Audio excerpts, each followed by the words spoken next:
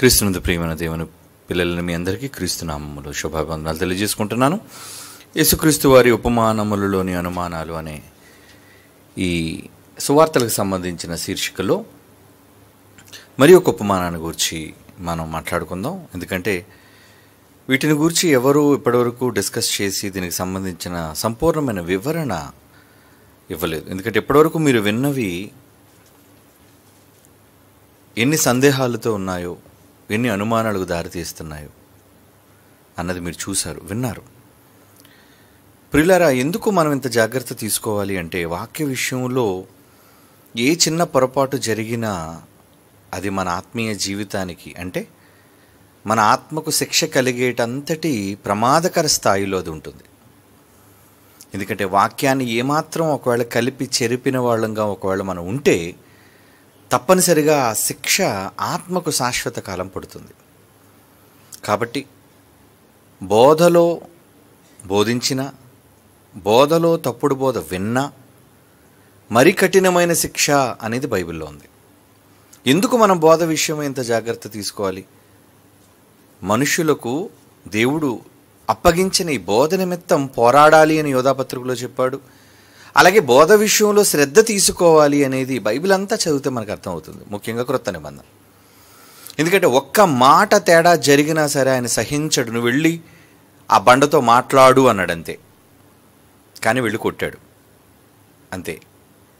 చిన్న పొరపాటు జరిగింది, దెబ్బ తగిలింది బండకి, కానీ దేవుడు నా మాటను మీరు వ్యతిరేకించారు కాబట్టి అసలు మీరు పాలస్తీనాలో ప్రవేశించరు అని ఒక కఠినమైన నిర్ణయాన్ని దేవుడు తీసుకున్నట్లుగా మనకు తెలుసు. అంటే వాక్య విషయంలో అంత శ్రద్ధ కలిగి ఉంటాడంటే అవును, ఖచ్చితంగా.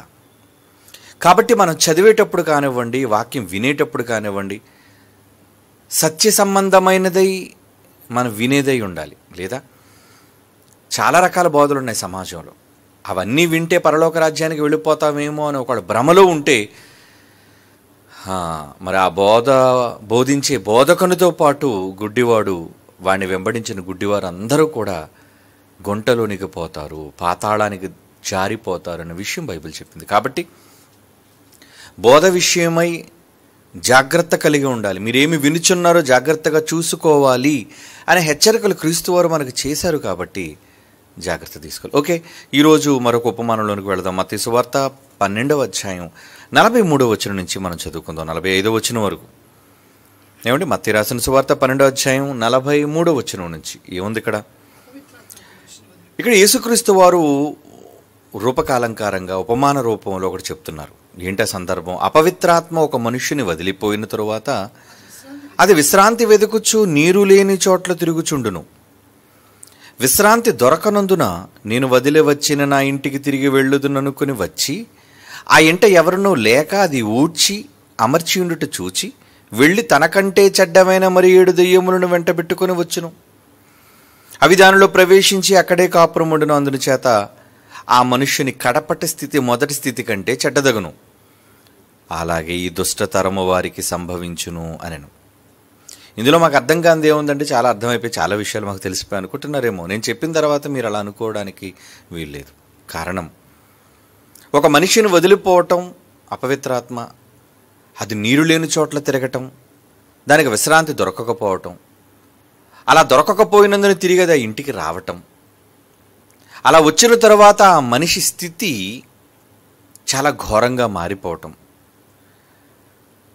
అటువంటి పరిస్థితి ఈరోజున్న దుష్ట తరానిది అని అంటున్నాడు యేసుక్రీస్తు వారు. అంటే ఈరోజున్న దుష్ట తరం అంతటి అధ్వానమైన స్థితిలో ఉన్నారా అంటే, ఈ ఉపమానాన్ని చదివినప్పుడు ఆయన ఎందుకు చెప్పారు, ఏ భావనతో చెప్పారు, అది నీరు లేని చోట్ల ఎందుకు విశ్రాంతి వెతుకుతుంది,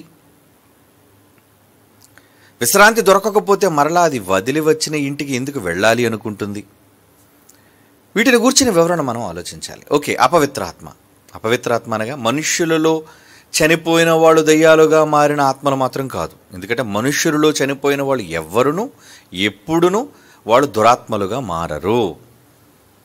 భూమి మీద ఆత్మ శరీరాన్ని విడిచిన మరుక్షణం అది పాతాళానికి వెళ్ళిపోవాలి. భూమి మీద ఒక్క క్షణము కూడా ఉండే అవకాశం దానికి లేదు. కనుక ఈ అపవిత్రాత్మలు అనగానే ఏదో మనుష్యులలో కోరికలు తీరక చచ్చేవాళ్ళు అపవిత్రాత్మలుగా ఉంటారేమో అని అనుకోవటం అది చాలా పెద్ద తప్పుడు అభిప్రాయం. మరి అపవిత్రాత్మలు ఏంటి అంటే, ఇవి సాతాను యొక్క గణంలో లేదా సాతాను వాడి యొక్క అనుచరులలోని సైన్యంగా దేవుని నుంచి పరలోకం నుంచి గెంటివేయబడిన జాబితాలో ఉన్నవే అపవిత్రాత్మలు, అనగా దయ్యపాత్మలు. పరలోకములో చోటు దక్కించుకోలేక భూమి మీదకి గెంటివేయబడిన దురాత్మల సమూహాలు, ఇవన్నీ దేవదూతల ఆత్మలు. కనుక అపవిత్రాత్మ అని కనబడగానే అది దేవదూతల నుంచి దెయ్యంగా మారిన ఆత్మలే కానీ మనుష్యులలో కోరిక తీరక చచ్చిన వాళ్ళంతా కూడా వాళ్ళు దురాత్మలుగా మారారనేది అసలు ఎన్నడూ మీరు అనుకోవడానికి వీలు లేదు. ఎందుకంటే ఎక్కడా 66 పుస్తకాలలో మనుష్యులలో చనిపోయిన తరువాత వెళ్ళిన ఆత్మ దురాత్మగా మారింది అనేది లేదు. ఓకే, కాబట్టి ఇప్పుడు చదువుదాం ఈ సందర్భాన్ని. ఏమంటున్నాడు? అపవిత్రాత్మ 43వ వచనం 12వ అధ్యాయం మత్తయి సువార్త. అపవిత్రాత్మ ఒక మనుష్యుని వదిలిపోయిన తరువాత, అంటే మొత్తానికి ఒక వ్యక్తిని విడిచిపెట్టింది ఒక ఆత్మ. అది విశ్రాంతి వెతుకుచు, అంటే ఆ మనుషులో ఉన్నంత వరకు దానికి ఏమి లేదనమాట, విశ్రాంతి లేదనే కదా. అంటే మనుష్యులలో అపవిత్రాత్మలు ఉంటాయా? ఉంటాయి. ఒక మనుష్యుని అపవిత్రాత్మ ఆవహిస్తుందా అంటే అవును, ఆవహిస్తుంది. అలా ఆవహించినంతసేపు కూడా అది విశ్రాంతి లేని పనిలో అది ఉంటుంది. అది మీరు గమనించాలి. అది తీరిక లేకుండా ఉంటుంది. ఎందుకంటే ఒక మనిషిలో అది ఉందంటే విశ్రాంతి తీసుకోవడానికి కాదు. అది నిజానికి ఈ మానవ దేహం దేవునికి విశ్రాంతి స్థలం. మర్చిపోకండి, నా విశ్రాంతికి స్థలం ఏది అన్నాడు. మందిరాన్ని కట్టించేటప్పుడు బంగారు దేవాలయాన్ని సొలొమోను, ఏంటి నా విశ్రాంతికి స్థలం ఈ ఎకరాలా, ఈ బంగారు ఆలయమా?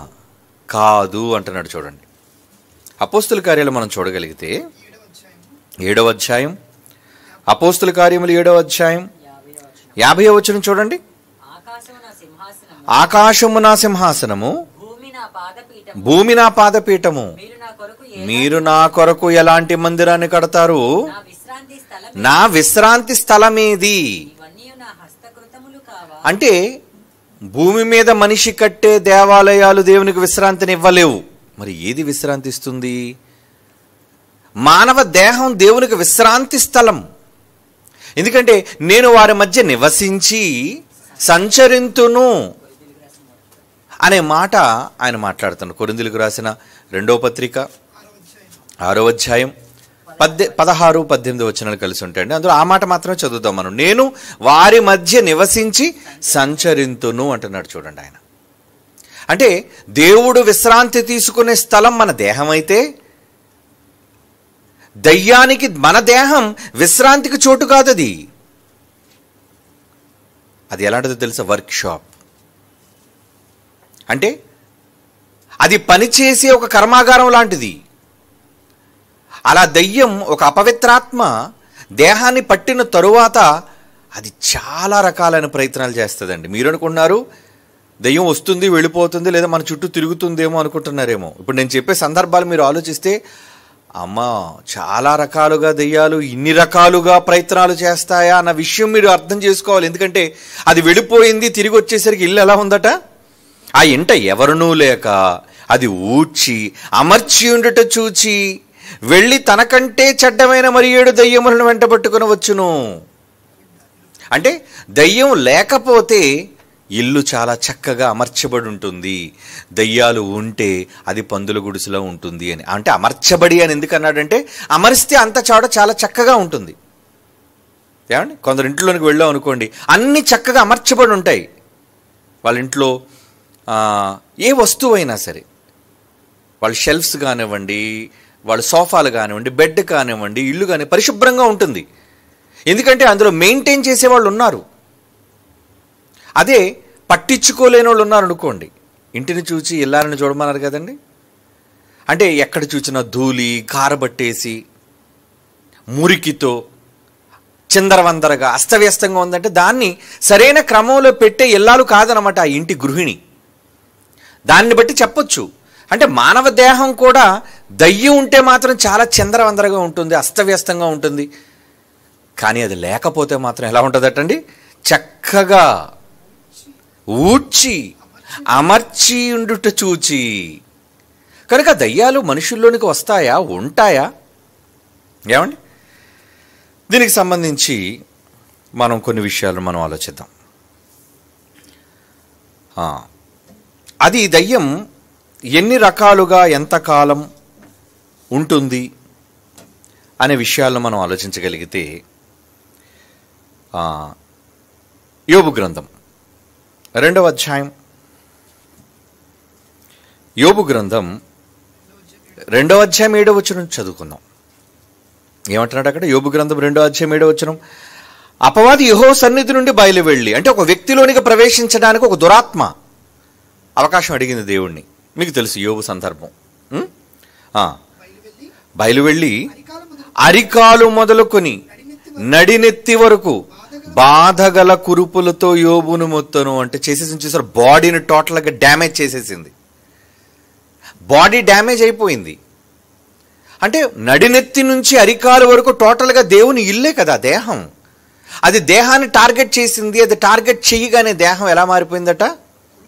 కురుపులు, రోగం.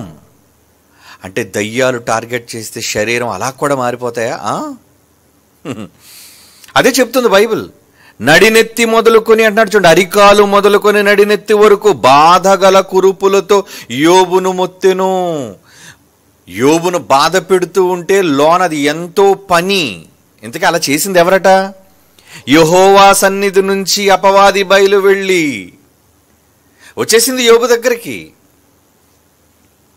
అంటే ఒక అపవిత్రాత్మ మనుషులోనికి ప్రవేశించింది అంటే అది వెంటనే వర్క్లో ఉంటుంది, పని స్టార్ట్ చేస్తుంది. అది అమర్చబడిన ఇల్లంతటినీ కూడా చిందరవందర చేస్తుంది. అవునా? ఇక ఆ దయ్యం ప్రవేశించిన తర్వాత ఎలాంటి సందర్భాలలో మనుషుల దేహాలు ఎలా మారిపోతాయో కూడా కొన్ని సందర్భాలు సువార్తల్లో చదువు. ఎందుకంటే అపవిత్రాత్మలు పట్టినప్పుడు సందర్భాలు ఎలా దేహాలు మారాయో బైబిల్లో రాయబడింది. మత్తయి రాసిన సువార్త 12వ అధ్యాయం 22వ వచనం చూద్దాం ప్రియులారా. మత్తయి సువార్త 12వ అధ్యాయం 22. అప్పుడు దయ్యము పట్టిన గుడ్డివాడు, మూగవాడునైన ఒకడు.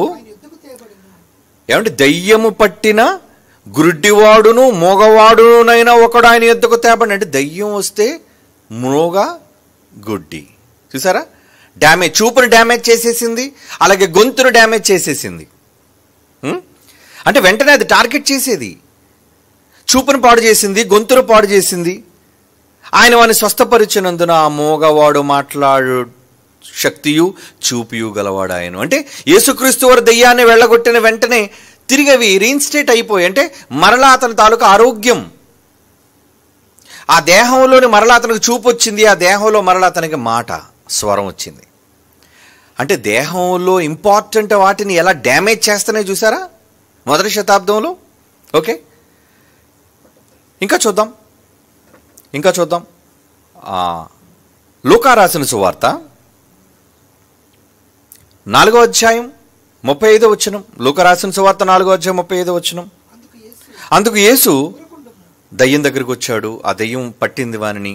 ఊరకుండుము, ఇతను వదిలిపొమ్ము అని దానిని గద్దింపగా దయ్యము వానిని వారి మధ్య పడద్రోసి వానికి ఏ హానియు చేయక వదిలిపోయెను.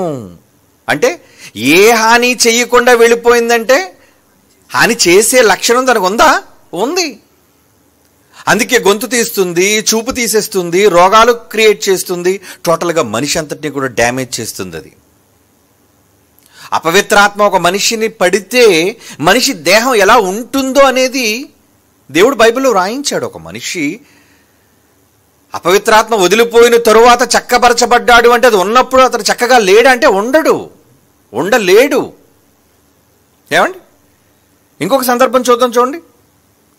ఇంకొక సందర్భం మార్కు సువార్త 9వ అధ్యాయం 25వ వచనం. మార్కు సువార్త 9వ అధ్యాయం 25వ వచనం. జనులు గుంపు కూడి తన యొద్దకు పరుగెత్తుకుని వచ్చుట యేసు చూచి, మోగవైన చెవిటి దెయ్యమా, తనకంటే మరి 7 దెయ్యములను వెంటబెట్టు తనకంటే చెడ్డవైన మరి 7 దెయ్యములను వెంటబెట్టుకొని వచ్చును. చూసారా ఏమంటున్నాడండి యేసుప్రభు వారు?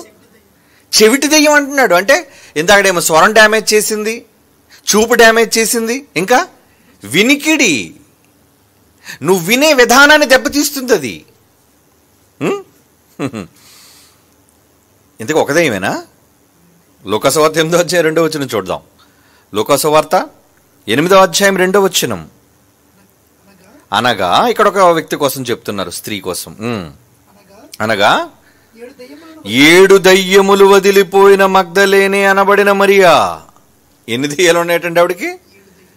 మగ్దలేని మరి యేసుప్రభు మొట్టమొదటి కనబడ్డాడు కదా, సమాధిని గెలిచిన తర్వాత మొట్టమొదటి ఆమెకే ప్రత్యక్షమయ్యాడు, ఆమె చూసింది.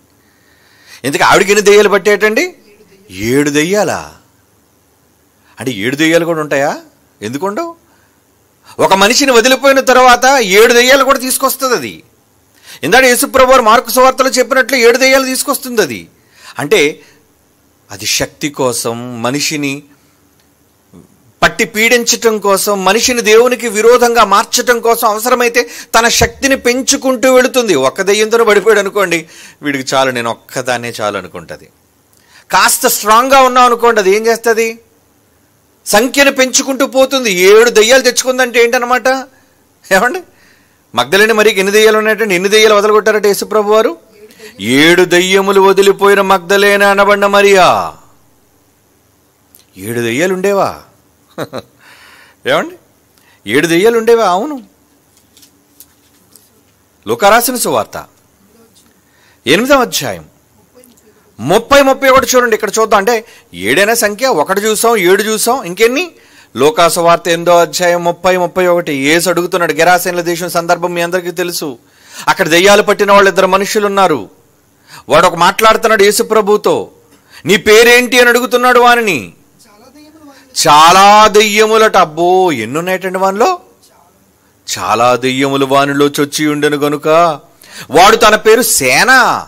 మేమంతా ఎవరనుకున్నాం? సైన్యం. మేమంతా సేన అంటే సైన్యం అని.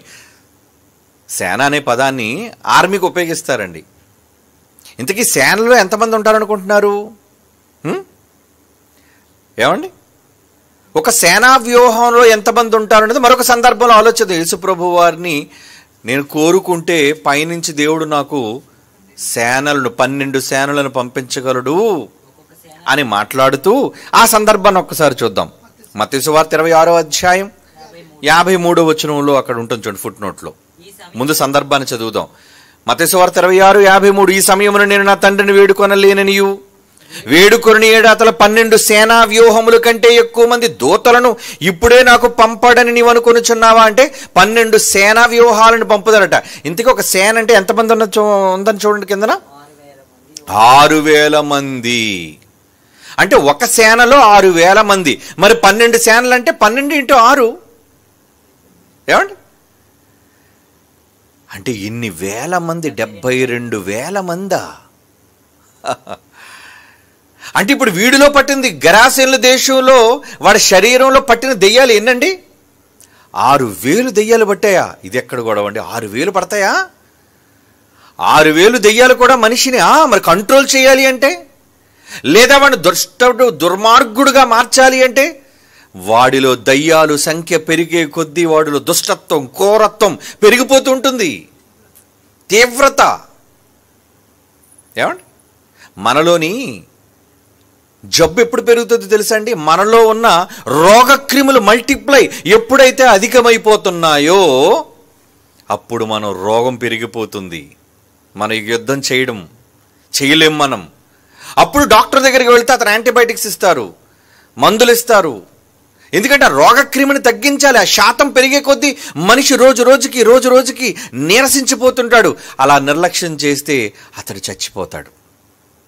కనుక సంఖ్య, శత్రుశేషం అనేది పెరగనివ్వకూడదు. పెరుగుతుంది అంటే దానివల్ల ప్రమాదం ఉందా? ఉంది. ఏమండి, ఒక దెయ్యానికే సమస్య అనుకుంటే 7 దెయ్యాలు వస్తే ఎంత సమస్య? 6,000 దెయ్యాలుంటే ఎంత సమస్య?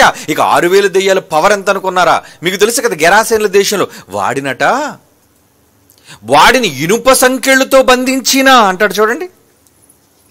ఇంకొక సందర్భంలో చెప్పేటప్పుడు దాని గురించి ఏమంటాడు చూడండి. లూకాసు వార్తలు కదా మనం చదువుకున్నాం, మత్తయి సువార్తలో కూడా ఉంటుంది. అక్కడ ఏమంటాడు చూడండి. ఏం చేస్తుందట?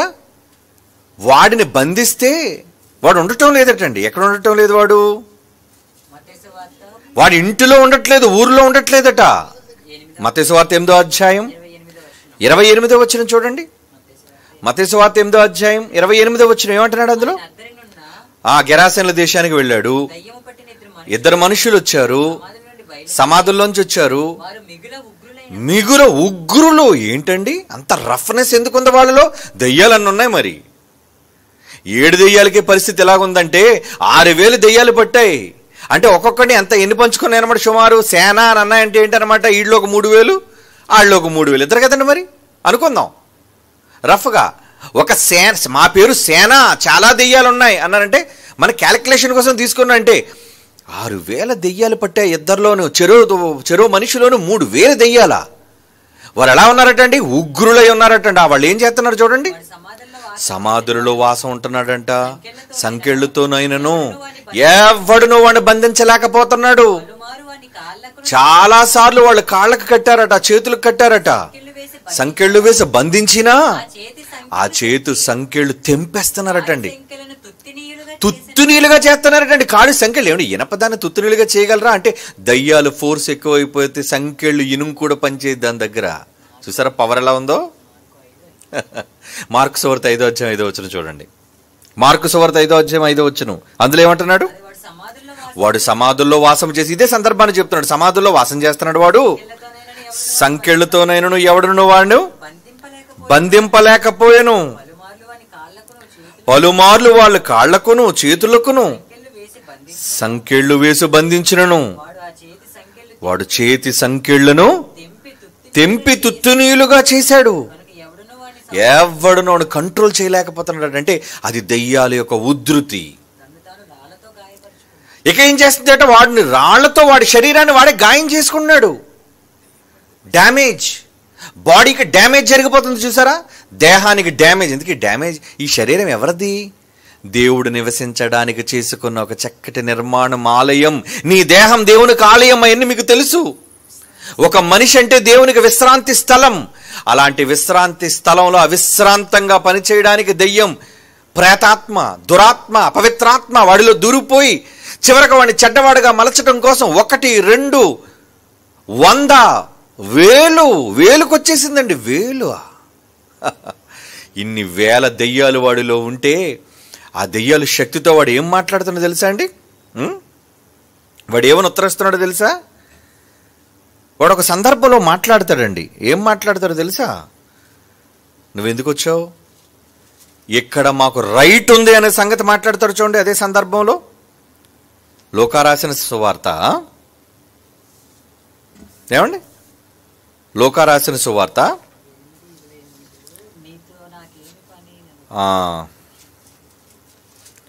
లూకా రాసిన సువార్తలో చూద్దాం.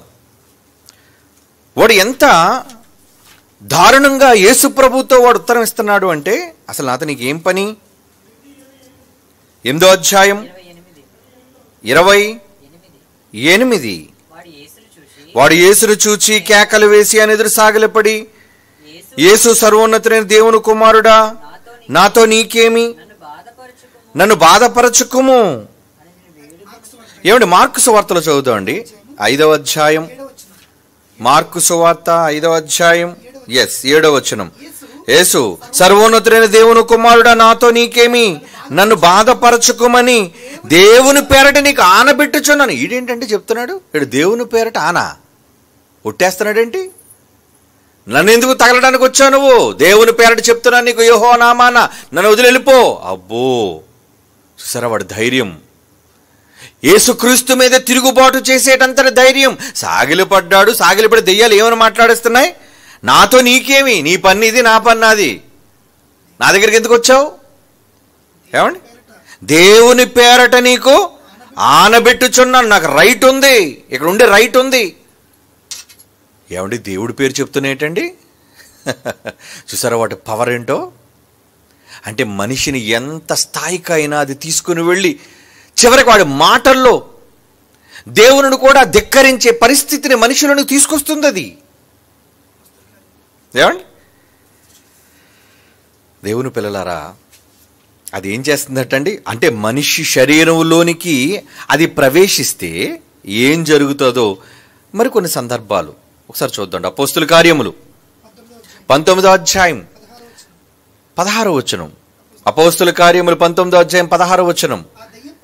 ఆ దెయ్యము పట్టినవాడు ఎగిరి వారి మీద పడి వారిలో ఎద్దను లొంగదీసి గెలిచాను. అంటే దాని పవర్ తట్టుకోలేకపోతున్నారు. ఏమండి ఎగిరాడు, జంపా? అంటే మానవ బాడీ ఎలా జంప్ అయిపోతుంది? ఇది శక్తిలోన ఏం చేశారంటే ఎగిరి వారి మీద పడి వారిలో ఇద్దరు లొంగదీసి గెలిచను. బాబోయ్ మమ్మల్ని వదిలేయండి అంటే దాని శక్తిని తట్టుకోలేకపోతున్నారన్నమాట మనుష్యులు. అందుచేత వారు దిగంబరులో ఈ గాయము తగిలి ఇంటి నుండి పారిపోయి పరార్. బట్టలు కూడా ఓడదీసేసిందటండి. చూసారా దాని పవర్ ఎలా ఉందో?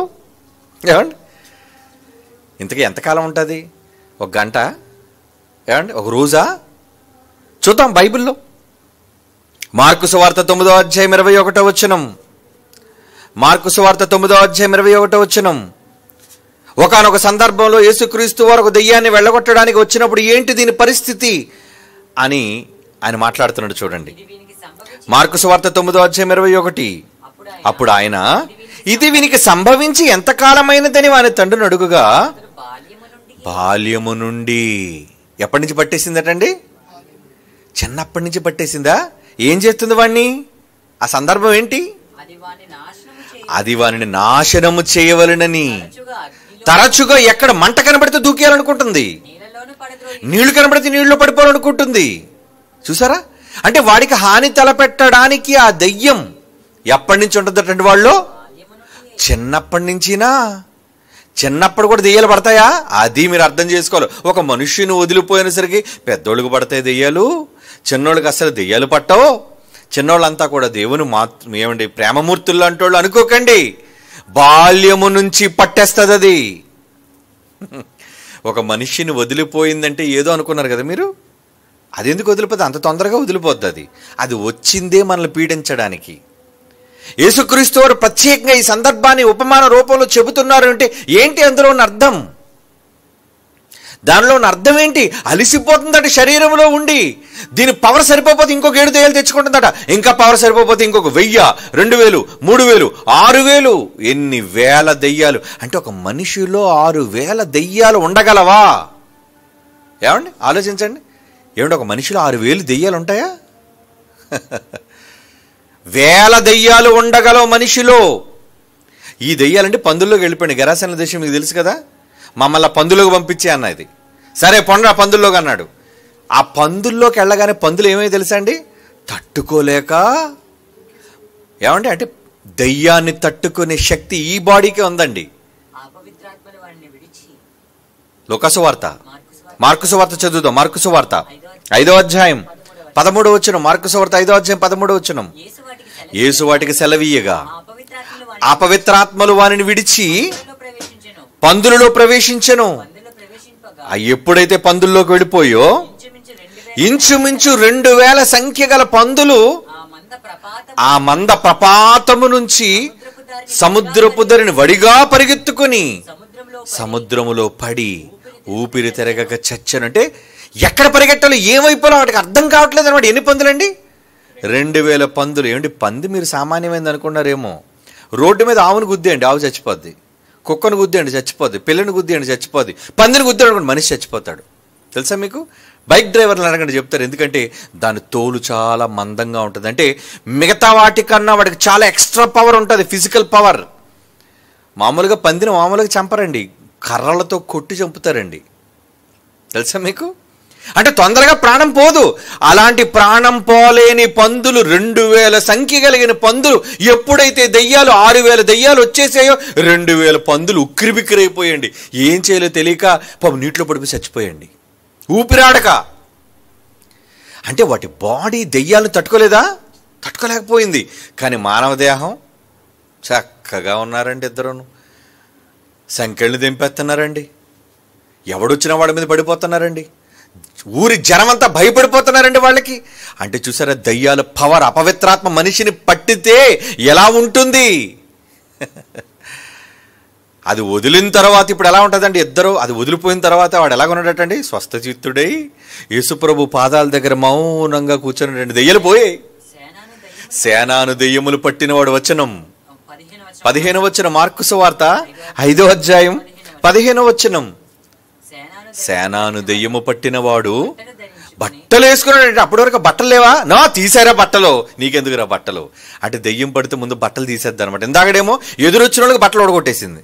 ఏమండి, దెయ్యం ఎవరికి పడితే వాళ్ళ బట్టలు తీసేసింది. అంటే దీనికి బట్టలు నచ్చవా? అబ్బే, ఏదేం తోటలేమో బట్టలు వచ్చేటట్టు చేసింది. ఎక్కడ మాత్రం దేవుడు బట్టలు ఇస్తే మాత్రం బట్టలు తీసే. మొత్తానికి బట్టలు వేసుకొని వాడు ఎలాగైపోయాడంటే స్వస్థత పొందిన తర్వాత సేనాను దెయ్యములు పట్టినవాడు బట్టలు ధరించుకొని స్వస్థచిత్తుడై పాపం కూర్చున్నాడండి. ఎంత కుక్కపిల్లగా ఎంత మంచోడు అయిపోయాడండి. మరి ముందంతా ఎలాగ ఉన్నాడు, గెంతుతున్నాడు ఏంటి వాడు? ఏమండి, ఎందుకు అలా వాడు గెంతుతున్నాడు, ఎందుకు అరుస్తున్నాడు, కేకలేస్తున్నాడటండి. వాడేం చేస్తున్నాడంటే రాత్రి మగళ్ళు సమాధుల్లోని అక్కడ కొండల మీద తిరుగుతూ కేకలు వేయుచుండనని ఉంటుంది చూడండి. లోకాసువార్త 9వ అధ్యాయంలో ఉంటుంది ఆ మాట. 39 అక్కడేమో కేకలేస్తున్నాడు, హాని చేసుకుంటున్నాడు, ఏమండి చొంగ కార్చుకుంటున్నాడు. చాలా దారుణంగా ఉంది వాడి పరిస్థితి. అంటే అపవిత్రాత్మ ఒక మనిషిలో ఉంటే ఎంత భయంకరంగా ఉంటుంది పరిస్థితి. ఓకే ఎంతకాలంగా ఉందన్నట్టు చిన్నప్పటి నుంచి, బాల్యం నుంచి ఉందటండి. నెక్స్ట్ చూద్దామండి. లోకాసువార్త 13వ అధ్యాయం 11వ వచనం చూడండి. లోకాసువార్త 13వ అధ్యాయం 11వ వచనం. అయితే బాలులకు పడతాది, ఏమండి పెద్దలకు పడతాది. ఇంకా 18 ఏండ్ల నుంచి బలహీనపరుచు దెయ్యము పట్టిన ఒక స్త్రీ. అబ్బో, వీడికి ఎప్పటి నుంచి ఉందటండి దెయ్యం లోన? 18 సంవత్సరాల. ఏమిటి, 1 కాదు 2 కాదండి, 18 సంవత్సరాలు దెయ్యం శరీరంలో ఉంటుందా? ఆ ఉండి ఏం చేసిందటండి? ఆమె నడుము వంగిపోయి ఎంత మాత్రము చక్కగా నిలబడలేకుండాను ఏసావును చూచి రమ్మని పిలిచి, అమ్మా నీ బలహీనత నుండి విడుదల పొంది ఉన్నావని ఆమెతో చెప్పి ఆమె మీద చేతులుంచగానే ఆమె చక్కగా నిలువబడి దేవుని మహిమపరిచెను. నీ నడుము ఉంచేస్తుంది, నీ గొంతుతో కేకలు వేయిస్తుంది, నీ స్వరం లేకుండా చేస్తుంది, నీటిలో దూకేటట్టు చేస్తుంది, నువ్వు ఆత్మహత్య చేసుకునేటట్టు చేస్తుంది, నీకు గాయపరుచుకునేటట్టుగా చేస్తుంది. చూసారా, ఇవన్నీ అపవిత్రాత్మ దేహాలలో ఉంటే జరిగే ప్రక్రియలు. మరి దెయ్యంలో ఆనందం తెలియాలి కదా. అంటే శరీరంలోని దెయ్యాలు ఆవహిస్తే మనిషి పరిస్థితి ఎంత దారుణంగా మారిపోయింది, తీవ్రంగా ఉందో చూసారా. 18 years నుంచి ఉందటండి. అంటే ఇంట్లోంచి వెళ్ళడం ఇష్టం లేదా? కనీసం యేసుప్రభు చెప్పిన ఉపమానంలో ఇంటిని వదిలి వెళ్ళిపోయిందట అది. అంటే కొంచెం గ్యాప్, ఇంటర్వెల్ అయినా ఇచ్చింది. కానీ ఇది నో ఇంటర్వెల్. 18 సంవత్సరాల నుంచి ఉంటుందట, బాల్యం నుంచి ఉంటుందట. ఏమండి, దేవుని పిల్లలారా, అంటే మనుష్యులలో దెయ్యాలు ఆవహిస్తే ఏం జరుగుతాయి? ఇదిగో ఇవన్నీ సంభవిస్తాయి. ఇప్పుడు చదువుదాం మళ్ళీ ఉపమానం. మత్తయి సువార్త 12:43. అపవిత్రాత్మ ఒక మనుష్యుని వదిలిపోయిన తరువాత, ఒక అపవిత్రాత్మ ఒక్కటే మనిషిని వదిలిపోయిన తరువాత విశ్రాంతి వెతుకుచు నీరు లేని చోట్ల తిరుగుచుండను. విశ్రాంతి వెతుకుతుందట. నాకు అర్జెంటుగా ఇప్పుడు రెస్ట్ కావాలి బాడీలో ఉంటే, బాబోయ్ నాకు ఫుల్ 24 hours డ్యూటీ.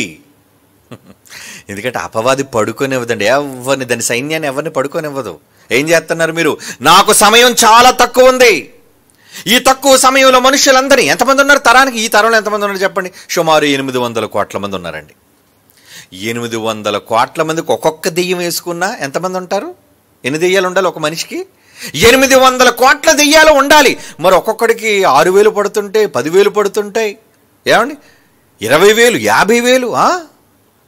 అంటే దయ్యాలు సంఖ్య పట్టే కొద్దీ మనిషి పరిస్థితి చాలా దారుణంగా దిగజారిపోతుంది. కనుక వాణ్ణి ప్రేరేపించటం కోసం, వాణ్ణి చెడ్డగా నడిపించటం కోసం, చెడ్డ మార్గాల్లో వాణ్ణి దేవునికి వ్యతిరేకంగా మలచటం కోసం వాడు చేసే ప్రయత్నాల వల్ల వాడు అలిసిపోతాడండి. శరీరంలో వాడికి వాడికి విశ్రాంతి అనేది లేదండి. ఆ విశ్రాంతి వెతుకుతే ఎక్కడికి వెళ్ళిందటండి? నీరు లేని చోట్ల తిరుగుచుండును. అంటే బాబు నీరుని దగ్గరొద్దు, బాబు నీరుని దగ్గర, నీరు లేకుండా ఉండాలి. అంటే ఏమి, నీటికి దీనికి సంబంధం ఏంటి? ఎందుకు నీరంటే మీరు తాగే నీళ్ళ? అలాగైతే భూమి చుట్టూ 3 వంతులు నీరే కాదా? అవునా కాదా? ఈరోజు భూమి మీద 3 వంతులు నీరు, ఒకంత కదా భూభాగం, మన భూగోళం. మరి ఎక్కడికి వెళ్ళిపోవాలి? అంగారకం మీదకి వెళ్ళిపోయిందా? చంద్రుని మీదకి వెళ్ళిపోయిందా? నీరు లేని చోట్లు తిరుగుతుంది అనేసరికి అక్కడ నీరు అనగానే మీరు అనుకుంటున్నారు ఈ నీరు అనుకుంటున్నారు. ఈ నీరు అలాగైతే నీటిలో ఎందుకు పడిపోతుంది? అది నీటిలో ఎందుకు దోసేస్తుంది? నీరంటే భయం కదా దానికి. నీరంటే దానికి ఇష్టం లేదు కదా. ఏమంటే ఇందాక ఏం చదువుకున్నాం? ఒక బాల్యం నుంచి పట్టిన దెయ్యం వాడిని ఏం చేస్తుందంటే నీరు కనపడగానే అగ్నిలోను నీటిలోను తరచుగా మాటికి నీటిలో వేసేస్తుందట వాడిని. పక్కన ఎవడో ఒకటి నీటిలోంచి లాగుతున్నాడు. మరలా మంటలు చూస్తానికి వెళ్ళిపోతాడు అనుకోండి, వెంటనే వాడు తాళ్ళతో కట్టేస్తున్నారు వాడిని. అంటే భూ సంబంధమైన నీటికి భయపడేదని మీరు అనుకుంటున్నారేమో. కాదర్రా, ఆ నీటికి భయపడేది కాదు. అలాగనుకుంటే 3 వంతులు నీరు ఉంది కాబట్టి సముద్రం చూసి గచ్చగచ్చగచ్చ ఆడిపోవాలి దెయ్యం. అలాగైతే ఆకాశ మండలం అందులో దురాత్మల సమూహాలు ఉన్నాయే, మరి దానిపైన ఏమున్నాయి? ఆకాశం పైన ఏమున్నాయి? ఓ విస్తారమైన జలాలు. భయమా దానికి? నీరు చూస్తే భయమా? కాదు. ఏ నీటికి భయపడుతుంది? అది మీరు ఆలోచించాలి. బైబిల్ ఏం చెప్పింది దానికి? ప్రకటన గ్రంథం 17వ అధ్యాయం, ప్రకటన గ్రంథం 17వ అధ్యాయం 15వ వచనం చూడండి. ఏమంటున్నాడు? ఆ దూత ఏమంటుందట? ఆ దూత నాతో ఇలాగు చెప్పెను, ఆ వేశ్య కూర్చున్న చోట నీవు చూచిన జలములు ప్రజలను, జనసమూహములను, జనములను, ఆయా భాషలు మాట్లాడు వారిని సూచించును. అంటే ఇంతకీ జనములను దేనితో పోలుస్తున్నాడు? ప్రజలను దేనితో పోలుస్తున్నాడు? మరలా చదువుదాం. నీవు చూచిన జలములు, నీకు కనబడుతున్నాయి నీళ్లు. ఆ నీళ్లు ఏమనుకుంటున్నావు? ఆ జలములు ప్రజలను, జనసమూహములను, జనములను, ఆయా భాషలు మాట్లాడు వారిని సూచించును. అంటే ఇక్కడ జలములు అనగానే మీరు ఏమర్థం చేసుకోవాలి? జనములే జలములు. జనమంటేనే నీరు. అవునా? జనమంటే నీరు. జనాలు ఉన్నారు అంటే నీరున్న దగ్గర జనం ఖచ్చితంగా ఉంటారు కదండి. నాగరికతలు ప్రారంభమైన నీటి దగ్గరే ప్రారంభమయ్యాయి. నీరు ఉంది అంటే, నీరు పారింది అంటే అక్కడ ప్రజలు ఉన్నారని లెక్క. మరి అంగారకుడి మీద నీరు లేదు, అలాగని జనములు లేరు. కనుక ఇక్కడ నీరు లేని చోట్ల తిరుగుచుండరు అంటే ప్రజలు ఎక్కడైతే ఉండరో అక్కడ తిరుగుతుంది. బాబు ఈ ప్రజలు వద్దురా బాబు, వీళ్ళు చూసారంటే వీళ్ళు పని నాకు విపరీతమైన పని, వీళ్ళలోనికి దూరిపోవాలి, వీళ్ళు ఎన్నెన్నో చెయ్యాలి, నాకు అవిశ్రాంతంగా పని నాకు పడిపోతుంది, నాకు అస్సలు రెస్ట్ దొరకటం లేదు. కనుక ప్రజలు లేని చోట్లు ఎక్కడైనా కావచ్చు, ఈ విశ్వంలో ఎక్కడైనా కావచ్చు, అంతరిక్షంలో పోవచ్చు. ఎందుకంటే మొత్తం దురాత్మల సమూహాలని ఈ అంతరిక్షంలోనే మొత్తం ఉన్నాయండి. ఎన్ని ఉన్నాయట? 1, 2? ఏమండి? కోట్ల కోట్ల కోట్ల సమూహాలండి అవి. మనము పోరాడున్నది ఎవరితో అంటున్నాడు? మనము పోరాడున్నది ఎఫ్సీలకు రాసిన పత్రిక 6వ అధ్యాయం 12వ వచనం చూడండి. ఎఫ్సీ పత్రిక 6వ అధ్యాయం 12వ వచనం, అనగా మనం పోరాడినది శరీరులతో కాదు గాని ప్రధానులు ఉన్నారట, అందులో అధికారులు ఉన్నారట, ప్రస్తుత అంధకార సంబంధ లోకనాథులతో ఉన్నారంట, ఆకాశ మండలమందున్న దురాత్మల సమూహములతో పోరాడుచున్నాము. సమూహాలే, సైన్యాలే, అంటే మొత్తం ఉన్నాయి. ఎందుకు ఇన్నోటున్నాయి? ఎందుకు భూమి మీద ఆకాశ మండలంలో కేంద్రీకరించున్నాయి? ఏమండి, ఒక మనిషిని పాడు చేయడానికి ఒక దెయ్యం సరిపోద్దని మీరు అనుకుంటున్నారేమో. నో. కొన్ని సందర్భాల్లో మనుషులను క్రూరులుగా మార్చడానికి ఆ రోజు ఎంతమందిని తీసుకొచ్చింది? అది ఒక మనిషిని చెడగొట్టడం కోసం, అతని పరిస్థితిని దిగజార్చడం కోసం, ఒక్కదాని శక్తి చాలక అనేక దెయ్యాల శక్తిని అది కలగలుపుకొని వచ్చిందండి. అదే కదండి మత్తయి సువార్త యేసుప్రభువు వారు చెబుతున్న ఉపమానంలోని భావం అదే. ఎందుకు చెబుతున్నాడు? ఈ తరము దుష్ట తరము వారికి సంభవించును. ఈ మానవ సమాజానికి సంభవించే విధానం అదే అంటున్నాడు. చూడండి ఎంత స్పష్టంగా చెప్తున్నాడు ఆయన. ఆయన ఉపమానం చెబుతున్నాడు అంటే ప్రస్తుత పరిస్థితి, ప్రపంచ పరిస్థితులు ఎలా ఉన్నాయి. ఏదో యేసుప్రభు సరదాగా ఉపమానం చెప్పాడేమో, దెయ్యం ఒక మనిషిని వదిలి వెళ్ళిపోయింది, విశ్రాంతి దొరక్క తిరిగి వచ్చింది, 7 దెయ్యాలు తీసుకొచ్చింది, ఆడేదో పాడైపోయాడు అనుకుంటున్నారా? కాదు. ప్రపంచంలో యావత్తు దేవుని సంతతంతటినీ కూడా వాడు ఆవహించడానికి, దుష్టులైన వారిని ఇప్పుడు ప్రేరేపించు శక్తి అంటాడు చూడండి. ఇంతకీ ఇప్పుడు ప్రేరేపిస్తుంది ఎవరు? ఎఫ్సీలకు రాసిన పత్రిక. ఏమండి, ఇప్పుడున్న సమాజాన్ని ప్రేరేపిస్తున్న శక్తి ఎవరు అనుకుంటున్నారు? అపవాది. అపవాది. చూద్దాం ఎఫెసీయులకు రాసిన పత్రిక. ఏమండి, ఎఫ్సీ పత్రిక 2వ అధ్యాయం 2వ వచనం చదువుతాం ముందు. ఎఫ్సీ పత్రిక 2వ అధ్యాయం 2వ వచనం, మీరు వాటిని చేయిచు వాయుమండల సంబంధమైన అధిపతి. వాయుమండలం. వాయుమండలం అంటే ఏంటి? ఈ భూమి చుట్టూ వాయువు ఉందండి. అంటే టోటల్గా వాడు భూమి చుట్టూ కేంద్రీకృతమై ఉన్నాడు. చంద్రుడు, అక్కడ వాయువు లేదు. అంగారకుడు, అక్కడ వాయువు లేదు. వాయువు లేని చోటు దానికి ఏం పని? మిగతా గ్రహాల్లో దెయ్యాలు ఏం చేస్తాయి? ఈ పనికి మాలిన శాస్త్రవేత్తలందరూ కూడా ఏదో ఇతర గ్రహాల్లో ఏలియన్స్ ఉన్నాయని, ఏమండి, అక్కడ వాటికి ఏం పని? అసలు జీవరాశులే లేవు అక్కడ, ఏలియన్స్ అనేవి లేవు, అబద్ధం. కానీ మానవ కంటికి కనిపించని దయ్యపు సమూహాలు ఎక్కడున్నాయట? వాయుమండల సంబంధమైన అధిపతి. వాయుమండల సంబంధమైన అధిపతి అనగా అవిధేయులైన వారిని ఇప్పుడు ప్రేరేపించు శక్తికి అధిపతిని అనుసరించి. ఏమంటున్నాడండి? ఈ అవిధేయులైన వారిని ఇప్పుడు ప్రేరేపించు శక్తి అంటే ఎవరైతే దేవునికి అవిధేయులుగా ఉన్నారో వారందరినీ ప్రేరేపించడానికి ఆ శక్తులకు అధిపతి అదేనట. అంటే దేవుడిని నమ్మే వాళ్ళనేది ఎలా మార్చేస్తుంది. ఒక్కొక్క మనిషిని ఆవహించడానికి దాని శక్తి చాలకపోతే ఎన్ని వేల మందిని తెచ్చుకుంటుంది అది. ఏమండి, ఈరోజు ప్రపంచంలో భయంకరమైన మరి విపత్తులు కన్నా దారుణంగా కనిపించే యుద్ధాలు. ఇప్పటికీ చూడండి, యుక్రెయిన్, రష్యా వాళ్ళ యుద్ధం ఆగిందా? లేదండి. ఇక ఇరాన్, ఇరాక్ ఆలోచిస్తారు. 7 సంవత్సరాలు యుద్ధం చేశారండి. 7 years. ఏంటి ఇరాన్, ఇరాక్ చరిత్ర చదవండి.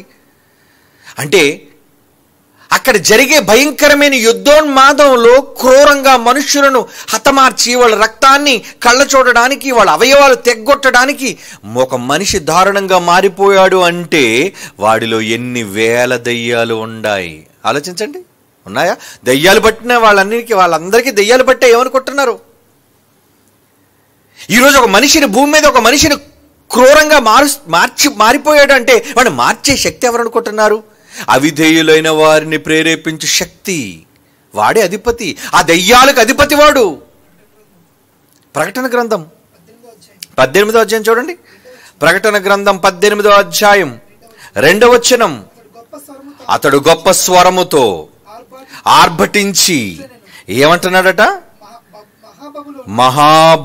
బబులోను కూలిపోయెను, అది దయ్యములకు నివాస స్థలము, ప్రతి అపవిత్రాత్మకు ఉనికి పట్టు, అపవిత్రమును అసహ్యమునైన ప్రతి పక్షికి ఉనికి పట్టు. ఏమండి, అంటే మొత్తానికి దేవుడి యొక్క వాయుమండల సంబంధమైన అధిపతి. అంటే ఈ భూమి చుట్టూ వాయువు ఉంది కదండి, గాలులు ఉన్నాయి కదండి, ప్రాణవాయువులు.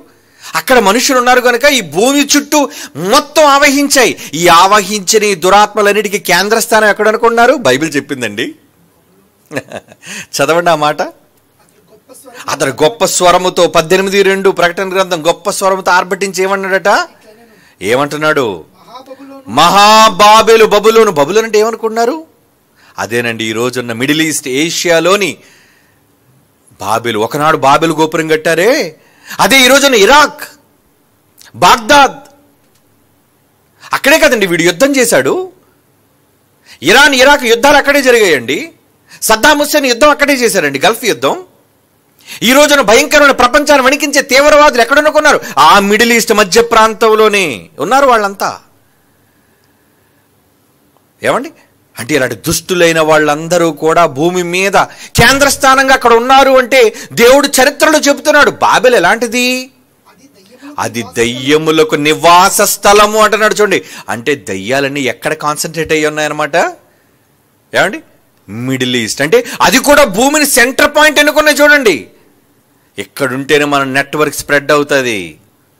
అందుకే ఈ రోజుకి కూడా ఇరాన్, ఇరాక్ ఈ ప్రాంతాలన్నీ కూడా మతమౌఢ్యంతో నిండిపోయి మనుషులను ఊచకోత కోసే దారుణమైన పరిస్థితులుగా మారిపోయి చివరికి మనుషులను ఉగ్రవాదులుగా, మానవ బాంబులుగా చేసి, ఏమంటే వాళ్ళలోనే పుట్టిందండి ఈ దారుణంగా మనుషులను నడిబొడ్డున చంపటం. ఒక మనిషిని కిరాతకంగా బ్రతుకుంటాడుగానే కుత్తుకలు కోయటం, బ్రతుకుంటాడుగానే చేతులు కాళ్ళు నరికేయటం, ఇవన్నీ ఎక్కడ జరుగుతాయని అనుకుంటున్నారు? Middle east. ఎందుకు విపరీతం అయిపోతుందో తెలుసా? బైబిల్ చెప్పిన చారిత్రాత్మక సత్యం అది. ఇంకా వీళ్ళకి తెలియని నెట్వర్క్ మనం చెప్తున్నాం. రే, టోటల్గా ఆకాశ మండలంలో ఉన్న దురాత్మల సమూహాలు ఉనికి పట్టి ఎక్కడుందో తెలుసా? ప్లేస్, భూమి మీద ప్లేస్. చదవండి, బైబిల్ చెప్తుంది. మహాబబులోను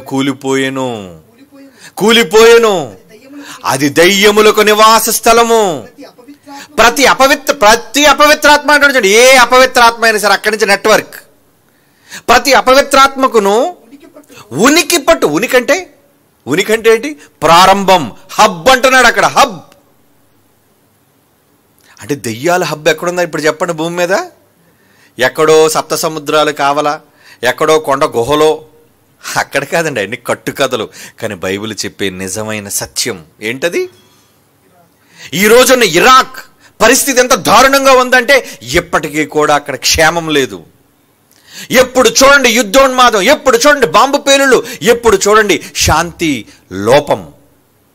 ఎందుకు అలా మారిపోయింది ఇరాక్? అది ఉనికి పట్టు.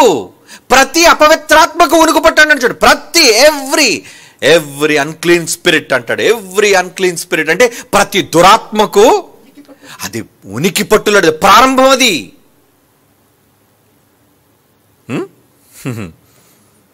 ఇంకేమన్నాడంటే ప్రకటన గ్రంథం 17వ అధ్యాయం 5వ వచనం. ప్రకటన గ్రంథం 17వ అధ్యాయం 5వ వచనం చూడండి. దాని నొసట దాని పేరు రాయబడిందట. ఏం పేరు రాయబడిందట? వేశ్యలకును భూమిలోని హేయమైన వాటికిని తల్లి అయిన మహాబబులోను. అదే తల్లి. చెడు పుట్టడానికి ప్రారంభం అదే తల్లది. అంటే దెయ్యాల ఉనికి పట్టు ఎక్కడుందండి? బాబెలు.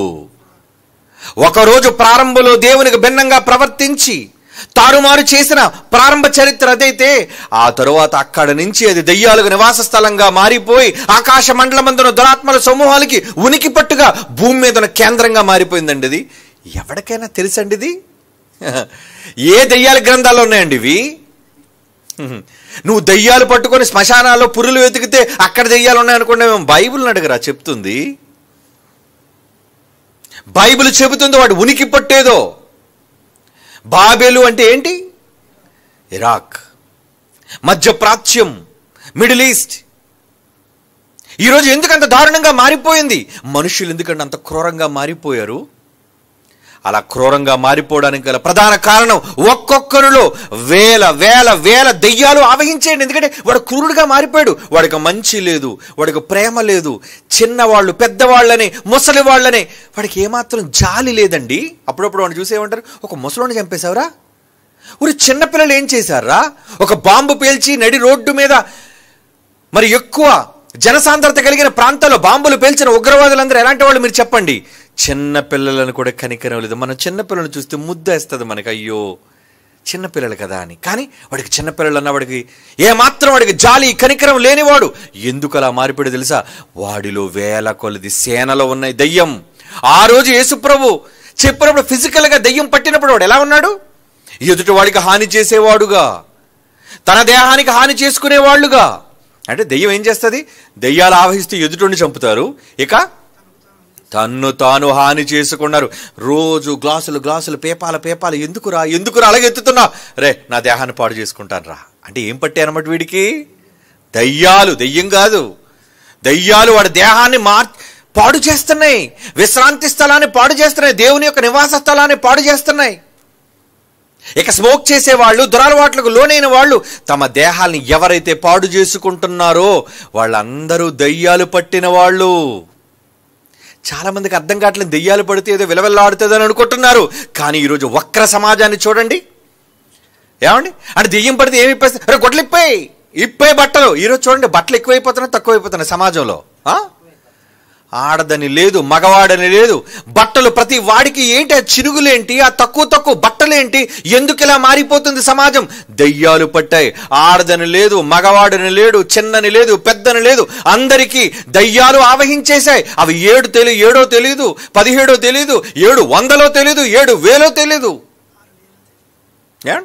ఒకప్పుడు మగవాళ్ళు మన దేశంలోని సిగరెట్లు కాల్చేవాడండి మగవాళ్ళు. కానీ ఇప్పుడు చూడండి కల్చర్ ఎలా మారిపోయింది. ఒక ఆడది కూడా పబ్బులకి వెళ్ళి మందు కొట్టి సిగరెట్ స్మోక్ చేస్తుందంటే ఏం పట్టింది దానికి? దయ్యాలు ఆవహించేసాయి. దాని దయ్యాన్ని పట్టి దాని శరీరాన్ని ఆవహించేశాయి. కేకలు ఇక తిని తాగి ఊరుకుంటారా? ఏమండి దమ్మరదం కేకలేరా? ఏమండి గానా బజానా చేయరా? అంటే ఏంటి అర్థం? ఎందుకు ఇలా పిచ్చివాళ్ళుగా సమాజాన్ని మార్చేసిందో తెలుసా? ఆ దేహాలను అది విశ్రాంతి లేకుండా దయ్యాలు పట్టి పీడిస్తున్నాయి. దీని చెంతలతో కొడితే వెళ్ళిపోద్దా? ఏమండి వేపకొమ్మతో కొడితే పోతుందా? పిచ్చి వాళ్ళకి ఎలా వెళ్ళగొట్టాలో తెలియక వీళ్ళు చేసే జిమ్ముక్కులు, మ్యాజిక్కులు అవన్నీ వీడికొక రకమైన దెయ్యం.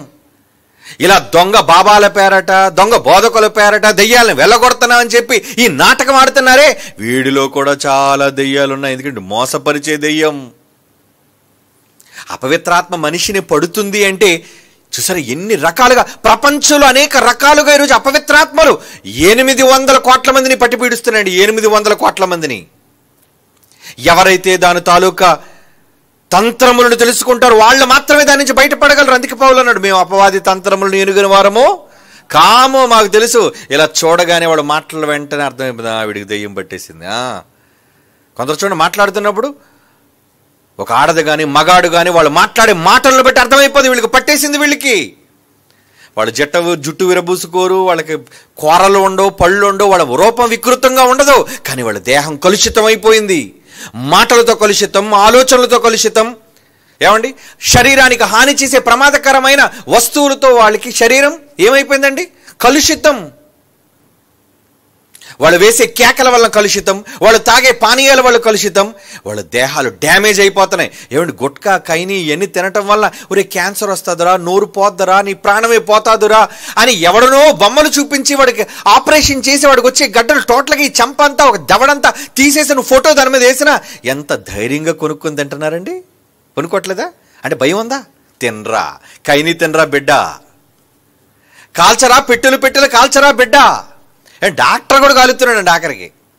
ఏమండి సమాజానికి వైద్యం చేసి బాగు చేయవలసిన డాక్టర్ కూడా ఈరోజు స్మోక్ చేస్తున్నాడంటే వాడి దేహానికి ఏం పట్టింది? దయ్యం. వాడి శరీరానికి గాయం, హాని. వీటిని తీసుకోవడం వల్ల శరీరం హానికరంగా మారిపోతుంది. అంటే వీళ్ళందరికీ ఏం పట్టాయన్నమాట? దయ్యాలు.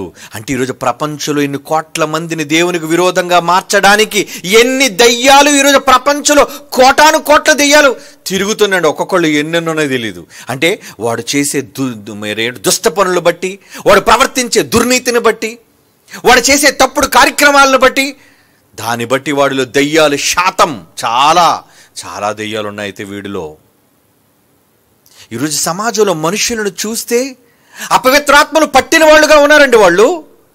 అంటే ఎన్ని కోటాను కోట్ల దెయ్యాలు ఈరోజు ప్రపంచ మనుషులను దేవునికి అవిధేయులుగా మార్చడం కోసం అవిశ్రాంతంగా పనిచేస్తున్నాయి. అప్పుడప్పుడు విశ్రాంతి కోసం బయటకు వచ్చినా విశ్రాంతి కోసం వెతికిందట. రండి మళ్ళా మన ఉపమానం దగ్గరికి వెళ్ళిపోదాం. మత్తయి సువార్త 12:43 అపవిత్రాత్మ ఒక మనిషిని వదిలిపోయిన తరువాత, ఎందుకు వదిలిపోయింది? మొత్తానికి వాడు మంచివాడుగా మారటం వల్ల, లేదంటే ఏమంటే దీని విశ్రాంతి కోసమో, మొత్తానికి అది బయటకు వచ్చేసింది. బయటకు వచ్చి ఏం చేసింది?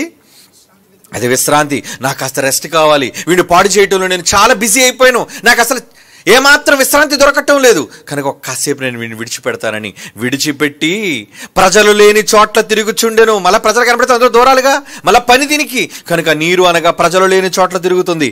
విశ్రాంతి దొరకనందున ఎడు చూసిన జనమే. ఎక్కడ చూడండి ప్రజలు ప్రజలు ప్రజలు ప్రజలు విశ్రాంతి లేదు దానికి. విశ్రాంతి దొరకనందున నేను వదిలి వచ్చిన నా ఇంటికే పోతాను. ఎందుకంటే చాలా దౌర్భాగ్యంగా మారిపోయింది సమాజం. నేను వీళ్ళందరినీ పాడు చేయడం కంటే నేను వదిలొచ్చిన ఆ ఇంటిని పాడు చేయడం బెస్ట్ అనుకొని మరలా తన పాత ఇంటికి వెతుక్కుని వెళ్ళి, ఆ ఇంటి ఎవరినూ లేదు. అప్పటికి వాడు ఏమైపోయి, ఎప్పుడైతే దయ్యాలు ఆ దేహాన్ని విడిచిపెడతాయో వెంటనే మనిషి ఉత్తముడైపోతాడండి. ఏమంటే మంచి వాక్యాలు విన్నప్పుడు మనిషి ఎంత చక్కగా మారిపోతాడు. భాష మారిపోతుంది, బ్రతుకు మారిపోతుంది, పద్ధతులు మారిపోతాయి. కానీ అలా మారిపోయిన మనిషిని చూచి మరలా అపవాది, అయ్యో వీడేటి ఎంత మంచిగా మారిపోయాడు, ఏడు యేసుప్రభువు నమ్ముకున్నందుకు తాగుడు మానేసావా, యేసుప్రభువు నమ్ముకున్నందుకు స్మోకింగ్ మానేసావా, ఎంత భక్తుడు అయిపోయావు నువ్వు. అది విశ్రాంతి వెతుకుచు వదిలి వచ్చిన నా ఇంటికి తిరిగి వెళ్ళుదనుకొని వచ్చాయంటే ఎవరు నువ్వు లేక అది ఊడ్చి అమర్చి ఉండుట చూచి చాలా చాలా పర్ఫెక్ట్గా మారిపోయాడు మనిషి. అంటే దెయ్యాలు ఉంటే మనిషి ఇలా ఉంటాడు, దెయ్యాలు వదిలేస్తే చాలా పర్ఫెక్ట్గా మారిపోతాడు. అలా అమర్చి ఉండుట చూచి, ఎందుకు తనకంటే చెడ్డవి తెచ్చింది?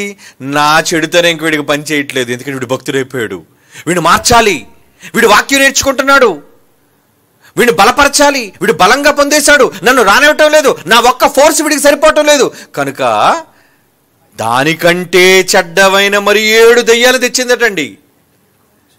మరో 7 దెయ్యాలు తెచ్చేసిందటండి. తెచ్చి ఏం చేసింది అది?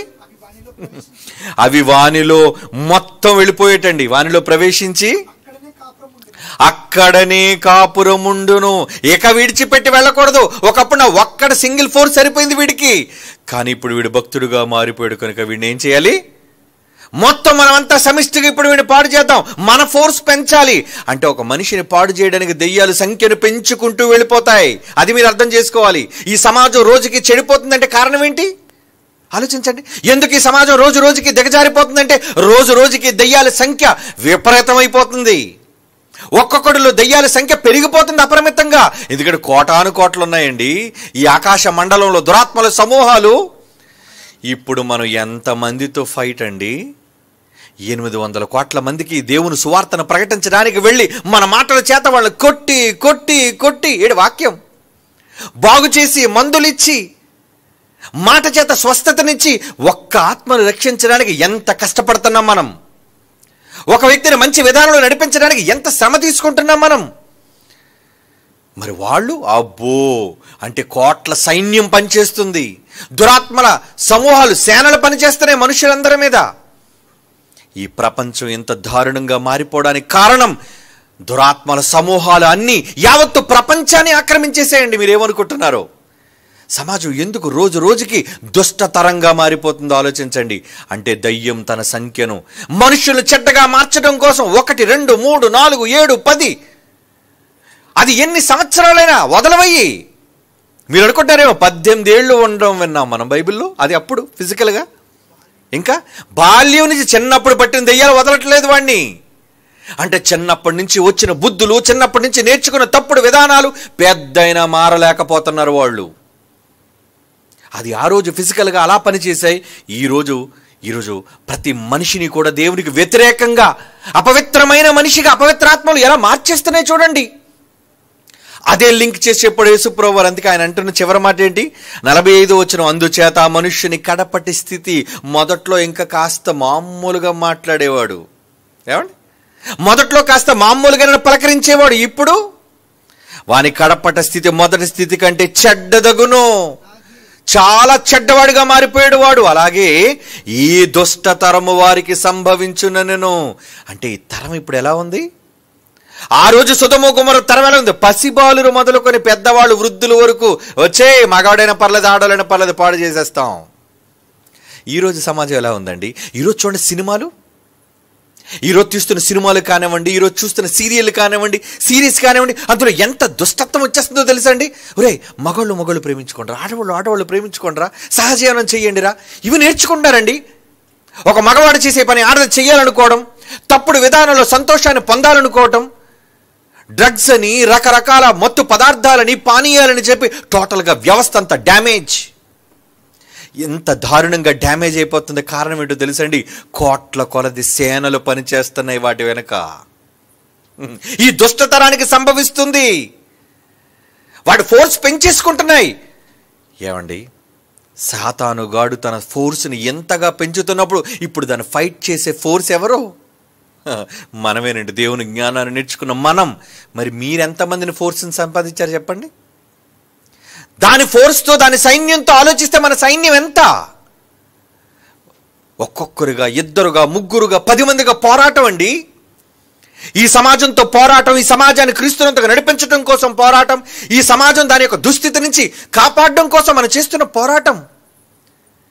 ఏమండి, పబ్లిక్గా వెళ్ళి ఒక కుల వ్యవస్థ కోసం మాట్లాడుతున్నాం. పబ్లిక్గా వెళ్ళి ఈరోజు సమాజంలో దారుణమైన వ్యవస్థను ఏకిపారేస్తున్నాం. మనమంతా ఎందుకు చేయాలి చెప్పండి? అవి చెప్పకపోతే దుష్ట సంబంధమైన సమాజంగా, దుష్టతరంగా మారిపోయి చెడ్డ దెయ్యాలు సంఖ్య పెరిగిపోయి అందరినీ తమ వైపు మార్చేసుకుంటున్నాయి అవి. యేసు ఆనాడు చెప్పాడండి, ఈ ఉపమానంలో యేసు చెప్పాడు, నాయన అవిశ్రాంతంగా పనిచేస్తున్నాయిరా అవి. ఒక మనిషిని కడపటి స్థితి మొదటి దానికన్నా చెడ్డదైపోయింది. ఏమండి, ప్రారంభం మీకు తెలుసు కదండి, ప్రారంభం కన్నా తరువాత రోజులు మారే కొద్ది వ్యవస్థ ఎంత దారుణంగా మారిపోతుందో. ఏమండి, బ్లాక్ అండ్ వైట్ సినిమాల్లోని ఆ పదజాలాలకి, ఇప్పుడు రీసెంట్గా ఉన్న ఈ సినిమాలో పదజాలాలకి, డైలాగులకి, ఆ ద్వంద్వ అర్థాలు కానివ్వండి, ఆ వ్యంగ్యమైన ఏమంటే రచనలు కానివ్వండి, ఇక వాళ్ళ వేషధారణ కానివ్వండి, వాళ్ళ మాటలు కానివ్వండి, డైరెక్ట్ బూతులండి. డైరెక్ట్గా బూతులు మాట్లాడుతున్నారు వాళ్ళు. అయ్యో, పక్కన చిన్నపిల్లవాళ్ళు ఉన్నారు, పెద్దలు ఉన్నారు అని ఏమాత్రం సంస్కారం లేనట్టుగా.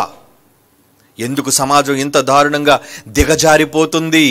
దుష్ట సంబంధమైన తరానికి సంభవిస్తున్నాయి అంటున్నాడు. అందుకే అలాగే యేసుప్రభు అంటున్న మాట, అలాగే ఈ దుష్ట తరము వారికి సంభవించును. సంఖ్య పెరిగిపోతుంది, అపవాది సంఖ్య పెరిగిపోతుంది. మరి యుద్ధం చేసేవాళ్ళ సంఖ్య పెరగాల? రండర్రా, యుద్ధాన్ని చెయ్యాలి. మనం కనిపించని అదృశ్య శక్తులతో చేయవలసిన యుద్ధం. దానికి మీకు వాక్యం కావాలి అంటే వాక్యం అక్కర్లేదు. మనకి ఏం కావాలి? లోక సంబంధమైన వ్యాపారాలు, లోక సంబంధమైన ఉద్యోగాలు, లోక సంబంధమైన సంపాదనలు, లోక సంబంధమైన చదువులు, వాటికే కదండి మనం మొగ్గు చూపుతున్నాం. చివరికి సమాజంతోనే మనం కూడా నడుస్తున్నాం. సమాజం చేసిన త్రోవలోనే మనం వెళ్ళడానికి ఇష్టపడుతున్నాం. ఏమండి, మొన్న ఒక పెద్ద బోధకుడు అంటున్నాడు, ఒక వ్యక్తి నాతో చెప్తున్నాడు, బాబు నాయన రేపు 2 రోజులు జాగ్రత్త అయ్యా అన్నాడట. ఏమయ్యా అంటే, రేపు ఎల్లుండి అమావాస్య అయ్యా అంటున్నాడట. ఇటు ఒక పాస్టర్, సిగ్గుండాలి వాడికి ఆ మాట అనడానికి. ఎవడన్నాడండి వాడు? దైవజనుడని. ఒక దైవజనుడు ఉండి నువ్వు అమావాస్య అని అంటున్నావా? నువ్వు 2 రోజులు జాగ్రత్తగా ఉండాలా? ఇక వాళ్ళకి నీకు ఏంటి తేడా? నువ్వు వాడిలా మారిపోయావంటే ఈడిలో ఎన్ని దెయ్యాలు ఉన్నాయో. వాడి బైబిల్ పట్టుకొని ఎన్ని తప్పుడు బోధలు చేసి ఎన్ని రకాలుగా వాడి ద్వారా లక్షల మంది ఏమండి ఆ దెయ్యాలు వెళ్ళగొట్టే చుట్టూ జనం ఎంతమంది ఉంటారు? అబ్బో, మాయలు చేసేవాళ్ళు, గారడీలు చేసేవాళ్ళు, మంత్రాలు చేసేవాళ్ళు, మనుషులు జిమ్మిక్కులు, మ్యాజిక్కులు, మొత్తం అంతా భయంకరమైన అబద్ధాలు చేసేవాళ్ళందరి దగ్గర వేల మంది, లక్షల మంది ఉంటారు కదండి. మరి లక్షల మందిని ఎన్ని లక్షల దెయ్యాలు పట్టుంటా చెప్పండి. ఆడేమో స్టేజ్ మీద ఊగుతుంటాడు, వీళ్ళందరూ ఊగుతుంటాడు కిందన. మీకేం మాయరో గారు ఊగుతున్నారు? ఆడదని మగాడని తేడా లేకుండా ఏటో గెంతులేంటి? ఒంటి మీద బట్టలు ఉంటాయో లేదో చూసుకోకుండా ఆ గెంతులేంటి, ఆ డ్యాన్సులేంటి, అరుపులేంటి, కేకలేంటి? దయ్యాలు పట్టేశాయి. దయ్యాలు అర్థం కావటం లేదా? యేసుప్రభు చెప్పిన ఉపమానం అర్థం కావటం లేదా? అర్థం కాలేదు. దెయ్యాలంటే ఏదో ఇది చక్క ఉపమానం అండి, కథలా ఉంది, పిట్ట కథ అనుకుంటున్నారా? కాదు. ప్రస్తుత సమాజం యొక్క దుస్థితిని యేసుప్రభు ఆ రోజే ఉపమాన రూపంలో చెప్పాడు. ప్రారంభంలో ఉన్నప్పుడే ఇల్లు అమర్చకపోతే తర్వాత వాడు దుస్థితి దారుణంగా మారిపోతుంది. అందుకే ప్రారంభంలోనే కత్తిరించేయి, ప్రారంభంలో నుండి మందేసేయి, ప్రారంభంలో నుండి వైద్యం చేయి, ఈ సమాజాన్ని కాపాడు. నువ్వు నిర్లక్ష్యం చేశావో ఇక ఈ సమాజాన్ని కాపాడడం ఎవ్వరి తరం కాదు. అందుకే అంటున్నాడు, చివరిగా చదువుకుందా 45వ వచనం, అందుచేత ఆ మనుష్యుని కడపటి స్థితి మొదటి స్థితి కంటే చెడ్డదగును, అలాగే ఈ దుష్ట తరము వారికి సంభవించును. కనుక ఏం చేయాలి? ఇప్పుడు మనం ఏం చేయాలి? అపవాదిని ఎదిరించుడి. వాడు నీలో దురాత్మ, అపవిత్రాత్మ రాకుండా ఉండాలంటే ఫైట్. నువ్వేం చేయాలి? ఎదిరించాలి. అప్పుడు వాడు మీ యొద్ద నుంచి పారిపోతాడు. యాకోబు పత్రిక 4వ అధ్యాయం 7వ వచనం. అంటే నువ్వు అపవిత్రాత్మ నీలో ఉండకుండా ఉండాలి అంటే అసలు నువ్వు యుద్ధం చెయ్యాలి. అసలు యుద్ధం నీకు తెలిసేంటి? నీలో ఉన్న దురాత్మలతో నువ్వు యుద్ధం చెయ్యాలన్న విషయం నీకు తెలుసా? ఆకాశ మండలమందున్న దురాత్మల సమూహాలతో యుద్ధం చెయ్యాలన్న విషయం మీకు తెలుసా? యేసు చెప్పిన ఉపమానంలోని భావం అర్థమైతే ఏమండి, నీరు లేని చోట ఎందుకు తిరుగుతుంది? అర్థం కాలేదు అనుమానం వీడికి. నీటికి దెయ్యానికి ఏంటి? నీరంటే భయం, అదేనికి దెయ్యానికి నా మనుష్యులంటేనే భయం, మనుష్యులను పాడు చేయాలన్న తాపత్రయం. చివరికి ఒక మాట చదువుకుంది. యెషయా గ్రంథం 57వ అధ్యాయం 20వ వచనం. యెషయా గ్రంథం 57వ అధ్యాయం 20వ వచనం అండి. భక్తిహీనులు కదులుచున్న సముద్రం, నీరు ఆలే, సముద్రం లాంటి వాళ్ళు. భక్తిహీనులు ఎలాంటి వాళ్ళట? కదులుచున్న నీరు లాంటి వాళ్ళు, అది నిమ్మళింపనేరదు. అంటే మొత్తానికి ఈ సమాజాన్ని, జనాల్ని దేంతో పోలుస్తున్నాడండి? జలములు. అందుకే అది నీరు లేని చోట్ల తిరుగుతుంది. ఈ ప్రజలుంటే మాకు ఎవరు బిజీ, కష్టం. అటు చూస్తే మా దెయ్యాలకు అధిపతి ఉన్నాడు, వాడు మమ్మల్ని నిద్రపోనివ్వటం లేదు, వాడికి సమయం కొంచెమేనా తెలిసి అస్సలు మాకు ఏమాత్రం విశ్రాంతి దొరకనివ్వకుండా ఏదో పాతాళం తెప్పించుకున్నాం అనేసరికి అబ్బో అందరినీ పట్టి పీడించమని చెబుతున్నాడు, ప్రేరేపించమని చెబుతున్నాడు. అవసరమైతే 10 మందిని తెచ్చుకుంటావు, 100 మందిని తెచ్చుకుంటావు, 1000 మందిని తెచ్చుకుంటావు, నాకు అనవసరం. కానీ సమాజం పాడైపోవాలి, దుష్టతరంగా మారిపోవాలని మా యజమాని బాస్ చెప్తున్నాడు. ఎవడవాడు? వాడే బెలియాలు, వాడే ఘట సర్పం, ఆది సర్పం. కనుక దుష్టతరంగా మారిపోతుందని ఎప్పుడో 2000 సంవత్సరాల క్రితం ఈ సమాజం కోసం దేవుడు యేసుప్రభు ద్వారా హెచ్చరిక చేశాడు. నాయన, అపవిత్రాత్మ వదిలి వెళ్ళిపోతే ఎలా ఉంటుంది? ఇన్ని సంవత్సరాలు శరీరంలో ఉంటుంది, అది చిన్నప్పటి నుంచి ఉంటుంది, ఎన్ని సంవత్సరాలైనా నేను విడిచిపెట్టదు అది.